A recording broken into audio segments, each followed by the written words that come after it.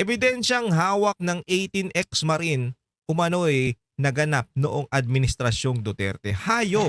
Paano kinokonek ni Remulla sa mga Duterte yung mga ebidensya? Putang ina, yung mga ebidensya na yun, picture nila yun ng paghahatid nila ng pera eh.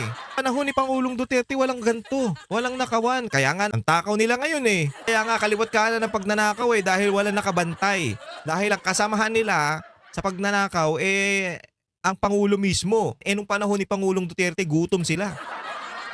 Hindi sila nakaobra kasi pag narinig ni Pangulong Duterte o nalaman ni Pangulong Duterte na gumagawa kayo ng katarantaduhan, si Bakayo, si Redon nga, yung hayop na koke na yan, nalaman ni Pangulong Duterte na sa sa Urban Poor daw yan siya, si Redon, pero putang ina, kaya inalis siya ni Pangulong Duterte, lipad ng lipad.